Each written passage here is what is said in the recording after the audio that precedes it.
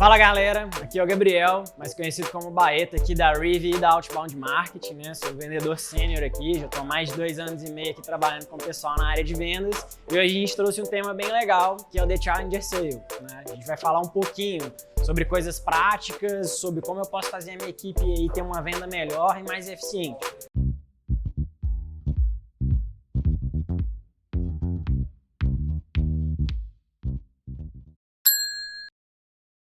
Concepções erradas de perfis de vendedor. Por exemplo, muita gente fala, construa relacionamentos que as vendas acontecerão. Muita gente pensa, pô, isso faz todo sentido, né? Se eu criar relacionamento, eu vou conseguir fazer a venda. Claro que o relacionamento é importante, pessoal, mas criar relacionamentos não cria venda. Você já deve ter ouvido alguma vez alguém te falar que o vendedor é muito bom, interage bem com as pessoas, mas ele não conseguia bater meta, né? E existe um contexto por trás de por que isso acontece, né? Não adianta eu ter só relacionamento com o cliente se eu não consigo instigar a pessoa a ir para uma venda. Então, criar relacionamentos, né, é consequência da venda e não o fator que gera a venda. Então, foram feitos alguns estudos, né, que o próprio livro do The Challenger Sale fala, né, que apontam por que eu não devo fazer relacionamentos e por que eu tenho que fazer uma venda consultiva, né? Isso aconteceu, pessoal, com o pessoal que fez muitas pesquisas, né? Está no livro, aconselho todo mundo a dar uma lida sobre isso, que é um pessoal aí casca grossa, que faz estudos na área aí de vendas desde os anos 70, né? Então todos os anos e décadas eles faziam estudos para entender mais sobre as vendas. E quando a gente fala de 2009, né, ocorreu aí a bolha dos Estados Unidos, onde eles tiveram muitos problemas aí com finanças, né? Teve a bolha imobiliária e o pessoal começou a ter muito problema com venda. E muitas empresas dependiam, né, de vendedores, né, top performer para poder levar a empresa nas costas. Então o pessoal realmente, né, tinha que entender o que esse cara faz de diferente dos outros da equipe e ele representa 80% das minhas vendas, né? Então eles começaram a desenvolver estudos, né, lá em 2018 sobre isso, com esse pessoal que já era fera em fazer esse tipo de estudo, e em 2011 eles lançaram o The Challenger Sale. Quando eles lançaram esse livro, né, eles começaram a entender nas pesquisas que eles fizeram sobre perfis de vendedores que eram top performers, né, ou que era um cara que estava bem abaixo da média desejada de venda. E eles começaram a identificar que existiam aí 5 perfis, né, macro aí de vendedores, né? Lógico que a gente tem uma série de microcomportamentos que os vendedores possuem, que eles também, né, visaram, que eu vou falar um pouquinho sobre isso aqui, né, que realmente levaram eles a entender qual é o melhor perfil que você deveria ter, né? Então, a gente tem aqui os 5 perfis. Eu tenho o trabalhador árduo, eu tenho o solucionador de problemas, eu tenho o lobo solitário, eu tenho o construtor de relacionamento e eu tenho o perfil challenger, né?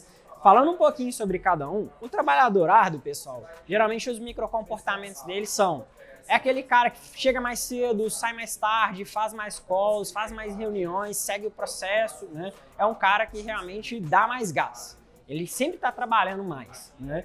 O lobo solitário, geralmente, é aquele cara que foge do processo padrão, mas que manda muito bem. Ele enxerga um processo padrão ali, ele não segue, ele acaba sendo um pouco de pesadelo para o gestor, né? Porque ele foge muito ali do processo, mas ele manda bem porque ele consegue adaptar bem, né, ao que ele sente de intuição de que ele deveria fazer melhor. Então ele costuma mandar bem, né, apesar de não seguir muito o processo. O solucionador de problemas é aquele cara, né, que realmente, né, ele sempre está ali ajudando o potencial cliente dele a solucionar problemas. Então ele para o que ele está fazendo para ajudar o lead, né? Ele sai do processo às vezes para poder realmente solucionar os problemas que estão acontecendo com o potencial cliente dele, né? Então ele costuma migrar ali solucionando os problemas dos leads, né? E o construtor de relacionamento é esse cara que lidar muito bem com o lead. Ele é uma pessoa que faz amigos fácil, se relaciona bem com as pessoas, né? Todo mundo gosta desse cara, geralmente. Então ele lidar muito bem com as pessoas. O perfil challenger já é uma pessoa que, né, aquele vendedor que faz o potencial cliente dele pensar fora da caixa.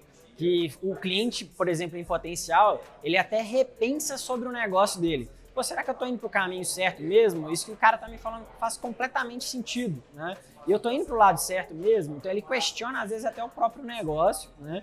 E quando o vendedor challenger conversa com ele, porque ele faz mesmo ele pensar fora da caixa, né? Agora, se você parar para pensar tudo que eu falei aqui, 5 perfis são atrativos, né? Pô, todos têm coisas legais, né? Todos são bons vendedores né, no geral.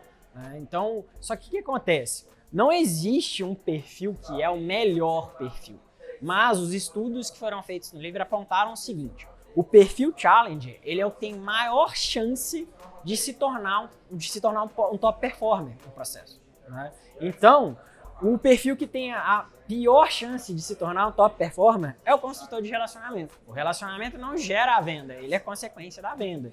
Então, por que o perfil Challenger, né, ele foi visto como o melhor perfil para ser um top performer? Né? Alguns estudos apontaram o seguinte: em vendas transacionais, né, aquela venda mais simples, com um ciclo médio de vendas menor, né, os perfis Challengers, na hora que eles fizeram as pesquisas de resultados, eles faziam 59% mais de meta, né, de número, do que um cara mediano. A gente nem está falando do cara abaixo da média, tá, pessoal? E quando a gente fala de vendas complexas, consultivas, com ciclo médio de vendas alto, né, onde envolvia vários decisores, por exemplo, para poder resolver, né, se vai comprar ou não daquele vendedor Challenger, eles chegavam a atingir 200% a mais, né, de resultado do que o cara mediano. Né? E como eu disse, não existe o melhor perfil, a gente tem aí micro comportamentos de cada perfil, mas não quer dizer que o trabalhador árduo não tenha alguma parte do perfil Challenge, né? O livro também fala de vários micro comportamentos que existem.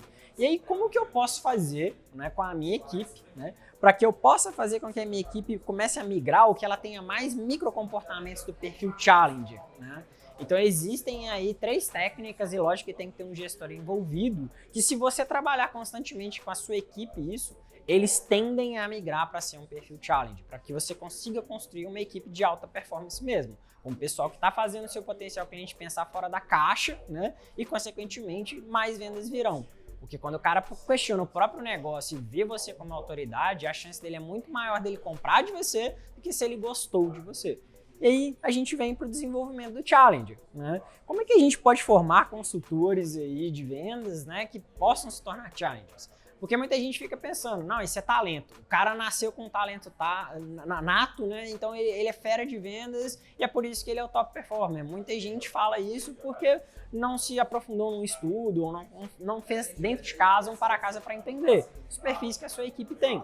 Então, o vendedor Challenger, ele é formado, ele não nasce com talento. Claro que algumas pessoas vão ter mais facilidade, né, de ter um perfil Challenger, mas eu posso formar pessoas ou migrar perfis para essa parte.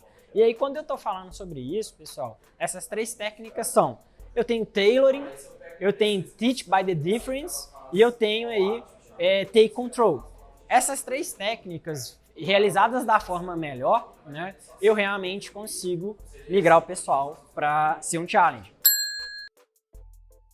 Então, quando a gente está falando aí de teach by the difference, né, é essa parte de como que o meu vendedor ensina ao meu potencial cliente de forma diferenciada algo, né? Por exemplo, recentemente eu estava conversando com o pessoal que trabalha aí com URAs, né? URAs inteligentes para atendimentos de clientes ou para entender o relacionamento do cliente com eles. E a diretoria, né, do gestor que estava conversando comigo, eles estavam muito na linha de trazer mais representantes de vendas, né, para que eles pudessem escalar vendas. Isso é muito comum no mercado tradicional, né? O mercado que está há muitos anos no Brasil, de URA, por exemplo, onde eu tenho representantes espalhados pelo país e eles vão fazendo a venda. Só que geralmente esse representante ele não está tão próximo da equipe, ele não tem um gestor imediato que consegue passar esse tipo de quesito para ele. E eu fui demonstrando para ele isso durante a venda e até um certo ponto em que ele mesmo na call me falou assim: "Não, Baeta, realmente a diretoria está indo para um lado errado, né? Se eu não tiver uma equipe próxima, onde eu consiga controlar resultados, onde eu consiga realmente, né, fazer com que a equipe execute o processo ideal e até mesmo absorva as técnicas de venda que a gente passa, a gente não consegue escalar vendas, né? Então, eu mostrar para ele a ineficiência disso, né, de uma forma diferenciada, fez com que ele pensasse fora da caixa. E ele levou isso para a diretoria e hoje a gente está até em negociação. Né? Agora, se eu faço como um mercado padrão, eu não me diferencio como uma pessoa fazendo uma venda, né? A nossa consultoria aqui, por exemplo, vai te ajudar, né, realmente a ter mais processos de vendas, a mais números, eu fizer aquela coisa padrão, né? Eu realmente não estou sendo diferenciado na minha, né, explanação para ele do que é ideal. Então, Teach by the Difference ajuda muito sobre isso. Eu preciso ensinar de forma diferente para eu não ser só mais um no mercado. Né? é realmente uma situação onde você tem que adaptar o que você está vendendo para várias partes da empresa, né? Eu tenho ali a equipe de ponta, aquele vendedor que está na ponta da lança, ou o prospector, ou o pessoal da inteligência comercial, ou o próprio marketing que vai gerar ali, né, os leads de inbound, vai dar tração no processo, né? Eu tenho o pessoal da gestão dessas equipes, né? E eu tenho ali a presidência. Então, quando a gente fala de vendas complexas, acaba que você tem que passar por todo mundo. Então, um certo tempo atrás, eu passei por isso, né, de uma empresa de maior porte, onde a gente teve um ciclo médio de vendas alto, e eu tive que ganhar cada parte da equipe. A equipe de base ali, de ponta, que está na ponta da lança na guerra, depois a gestão, depois a presidência. Como que isso aconteceu, né? Primeiro a gente teve uma palestra lá na empresa, né? E eu mudei completamente o meu pitch de vendas para ganhar o pessoal da equipe de base, né? O pessoal ali que realmente executa o dia a dia de trabalho, a força de trabalho ali mesmo, né? Então, nessa palestra, eu falei sobre inbound, falei sobre outbound, dia a dia de trabalho, né? Como que eles vão executar e principalmente quais os benefícios que o pessoal ali da venda, da prospecção e do marketing teriam com a gente fazendo um funil Y, né? Então eu ganhei o pessoal ali, mostrando para eles os benefícios que eles iam ter, tirando dúvidas práticas e tudo mais. Mas eu não falei nada sobre gestão e benefícios do processo em geral, porque isso já é uma gestão que vai querer saber sobre isso, ou uma presidência. Então, nesse primeiro momento, eu ganhei a equipe operacional ali, né, e depois eu fui, né, para o pessoal da gestão. Num outro momento, a gente teve uma outra reunião, onde estavam apenas os gestores dessa equipe, né, e nessa gestão, eu já mudei completamente o meu pitch. Continuei falando da mesma estratégia, né, que a gente ia desenvolver de funil em Y, fazer um outbound, fazer um inbound, mas eu comecei a mostrar ROI, né? Comecei a falar sobre retorno sobre investimento, como que eles iam gerir as equipes dentro dessa nova estratégia, que tipo de ferramenta que eles teriam que contratar, né? Já mostrar uma visão mais macro e de resultados que eles teriam. E logo após isso, eles teriam que ganhar a presidência, né? Eu não tive contato com a presidência, mas eu tive que certificar que eles venderiam da melhor forma possível para a presidência, né? Pô, qual que seria o futuro dessas equipes de marketing e vendas depois que esse projeto acontecesse? É o que geralmente uma presidência quer saber. No longo prazo, o que vai acontecer, né? Então, depois que eu fiz a apresentação diferenciada, voltada para os gerentes dessa equipe, os benefícios que a gerência teria com isso, aí eu mudei para falar com eles como que eles venderiam isso para a empresa, como que eles escalariam a venda lá para mim. Eu gosto de um negócio que é muito prático, de falar o seguinte, cara, vocês querem alguma ajuda minha como vendedor, né, especialista na área aí, né, para que vocês consigam vender essa ideia melhor para sua presidência? É uma pergunta super legal que você pode fazer, e a maioria das pessoas que eu faço isso, eles falam, pô, Gabriel, quero uma ajuda sim, eu quero fazer acontecer isso aqui dentro e acho que a melhor forma de eu saber como vender para o diretor é você dando uma ajuda aí também, né? Então é muito interessante fazer isso. Então, tailoring, pessoal, é se adaptar à venda a cada cenário. Se eu fizer um pitch geral para todo mundo, eu tenho grandes chances de não ganhar todo mundo. Se eu não ganhar todo mundo, a minha chance de venda vai cair consequentemente, né? Por último, pessoal, a gente entra no take control. Take control, muita gente assimila isso, né? Tipo, tomar a frente da venda, né? O vendedor controlando a venda, ser aquele cara agressivo. Não, não é isso. O vendedor não tem que ser agressivo durante a venda, senão ele vai parecer chato, né? Ele vai realmente parecer uma pessoa arrogante. Então, se eu não fizer, né, esse ensino diferenciado, né, se eu não fizer esse tailoring que a gente falou, que é realmente se adaptar a cada cenário de venda, e eu tentar tomar controle sobre a venda, eu vou soar como uma pessoa arrogante, porque eu não gerei valor, eu não fiz um diferencial ali com a pessoa. Então, o take control a gente pode assimilar muito a uma reação de pedir desconto, né? A gente fala muito sobre isso aqui no Rev, na Outbound, né, de pedir desconto. Como que a gente lida com esse tipo de situação? O vendedor challenge, ele se sente confortável nesse tipo de situação. Ele respira, ele fica calmo porque ele sabe que antes de chegar nesse ponto de proposta, por exemplo, né, ele já gerou valor o suficiente para que ele possa pisar no freio com esse lead e fazer uma pergunta básica. Por exemplo, cara, você está me pedindo desconto porque você não viu o valor no que eu te expliquei até aqui, ou na estratégia que a gente vai executar, ou o próprio retorno que você vai ter sobre isso, né? Ou é um quesito apenas de budget? Você precisa encaixar dentro de um valor que você tem aí para poder investir? Né? Se você não faz esse tipo de pergunta e se atrela e entra no desespero, né? Você não toma controle e já sai dando desconto, você vai deixar dinheiro na mesa ou vai demonstrar fraqueza e conscientemente ou inconscientemente, o seu potencial cliente que você está negociando, né, ele vai sentir aquilo e ele vai aproveitar daquilo de alguma forma, né? Ou ele vai te pedir mais desconto, ou ele vai postergar, ou ele não vai sentir firmeza no que você falou até ali, né? Você pode até perder a venda se você não tiver calma no momento como esse, né? Então a gente fala ali que take control é realmente ter calma, pessoal. Eu preciso respirar, né? E voltar atrás. Você está me pedindo desconto por quê? Por que isso acontece? Então eu preciso ter calma, né? O Challenger sempre tem calma nesse tipo de situação, porque ele tem segurança no que aconteceu, conhecimento de mercado e algo do tipo. E aí, pessoal, fica a dúvida. Como é que eu posso treinar a minha equipe em cima dessas 3 técnicas, né? Para que eu possa fazer o pessoal migrar de perfis que tem menos chance de ser um top performer para o perfil Challenger que tem mais chance de ser um top performer, né? Aí a gente tem que ter uma peça-chave. Eu preciso ter um gestor de vendas, né? Um sales manager, um sales trainer que consiga constantemente passar isso para a equipe. Ele vai fazer esses treinamentos nesses 3 temas, por exemplo, de formas diferentes. Eu não posso simplesmente passar teoria, livros, artigos para o pessoal ler se eu não coloco uma prática, né? Por exemplo, os exemplos que eu dei aqui hoje, né? O pessoal aqui mais jovem de vendas dentro da nossa empresa constantemente me procura, né, para situações que aconteceram com eles, tiram dúvidas. O nosso gestor aqui também ajuda nesse quesito. Então, isso, por exemplo, é um exercício contínuo que é muito comum, por exemplo, o shadowing, né? Onde eu escuto uma call e depois eu dou um feedback para que a pessoa melhore em cima dessa call, né? Ou até mesmo ao vivo. Eu posso fazer kickstarts, onde eu dou para alguém da equipe um tema, ou a própria equipe traz um tema relacionado a esses 3 temas que a gente falou aqui, essas 3 técnicas, né?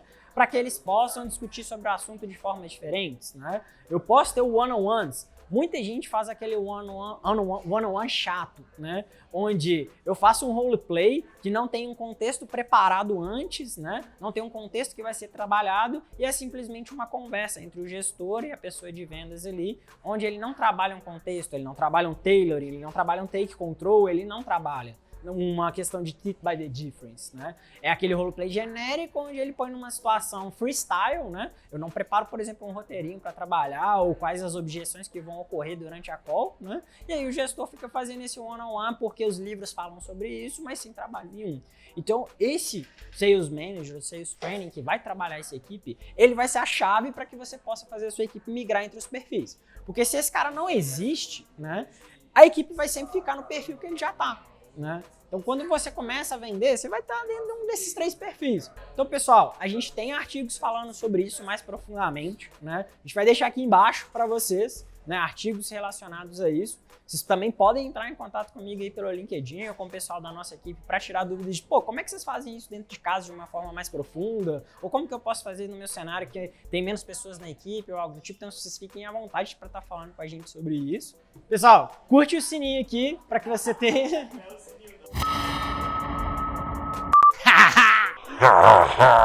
Então, gostou do vídeo, pessoal? Se inscreve no canal, ativa o sininho para você receber os próximos vídeos que a gente tem, para você ficar cada vez mais fera em vendas, beleza?